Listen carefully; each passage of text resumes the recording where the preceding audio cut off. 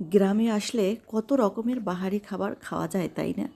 নিজেদের গরুর দুধ, পুকুর ভরা মাছ আর ফসল ভরা ধান, সবজি, কী যে ভালো লাগে বলার বাহিরে। আজকের ভিডিওটা আমি দুপুর থেকেই শুরু করলাম।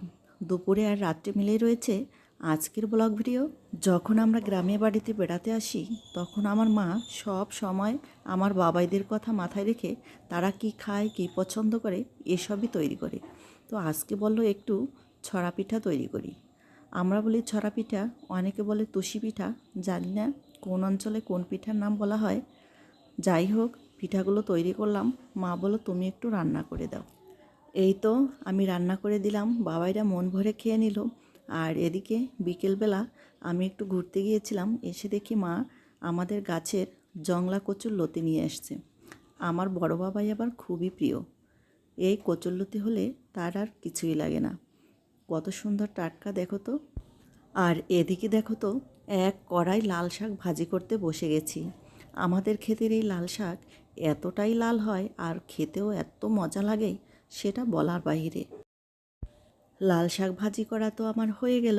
আর এদিকে ওই যে একদিন আমার ছোট ভাই মাছ ধরেছিল, রুই মাছ পুকুর থেকে, সেই মাছ আজকে আমি ঝোল করে দেব। মা বলল আমাকেই রান্না করতে।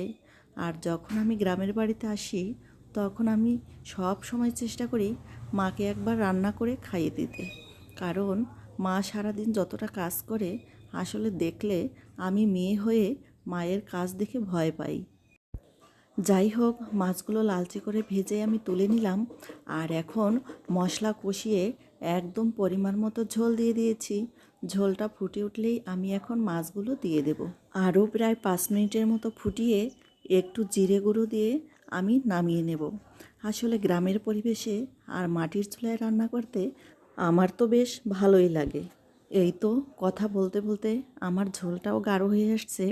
এবার একটু জিরে গুঁড়ো আর গরম মশলার গুঁড়ো দিয়েই নামিয়ে নেব। আর জানো তো, গ্রামের পরিবেশে মাটির চুলায় রান্না করলে মা কাকিমারা কিন্তু পাশে বসে থাকে, গল্প করে, কত কথা আসে।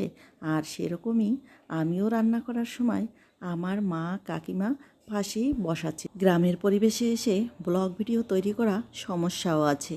বাসা থেকে কোনো স্ট্যান্ড নিয়ে আসিনি, আর একা একা হাতে করে ভিডিও করা কত যে সমস্যা। আর কাউকে পাওয়াও যাচ্ছে না ক্যামেরা ধরার জন্য। এই তো আমার রান্না শেষ হয়ে গেল।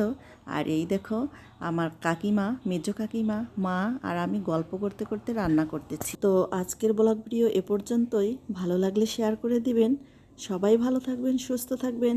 টাটা।